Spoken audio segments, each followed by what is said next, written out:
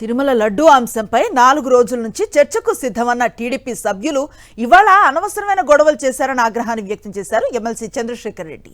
కూటమి నేతలు రాష్ట్రంలో డైరీ మాఫియా నడిపిస్తున్నారని మండిపడ్డారు.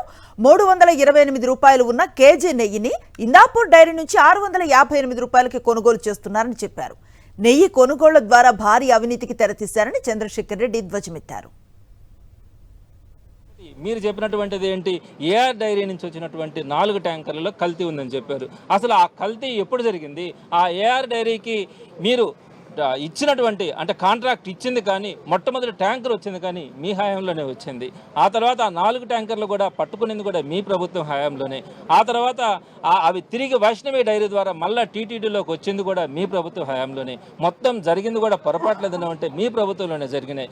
దాన్ని తీసుకొని వచ్చి వైఎస్ఆర్సీపీకి సంబంధించి అంటగట్టడం ఎంతో దుర్మార్గమో కూడా ఆలోచించాలి. దీనికి సంబంధించి మొత్తం బోలేబాబా డైరీ గురించి కానీ, సంగం డైరీ గురించి కానీ, ఏఆర్ డైరీ గురించి కానీ, వైష్ణవి డైరీ గురించి కానీ, అదేవిధంగా ఇందాపూర్ డైరీ గురించి కానీ, వీటన్నిటికీ పెద్దన్న పాత్ర పోషిస్తున్నటువంటి హెరిటేజ్ డైరీ కానీ, ఈ హెరిటేజ్ ఏ విధంగా ఒక డైరీ మాఫియాను తయారు చేసిందో దాన్నంతా కూడా ప్రూఫ్లతో సహా మేము ప్రూఫ్ చేయడానికి ఈరోజు సభలో మొత్తం కూడా సిద్ధమైతే ఆ సభని జరపడం ఇష్టం లేక ఆ సభని అర్ధాంతరంగా ఆపినటువంటి ఈ కూటమి ప్రభుత్వాన్ని రాబోయే రోజుల్లో కూడా ఎటువంటి పరిస్థితుల్లో కూడా నిలదీయడం జరుగుతుంది.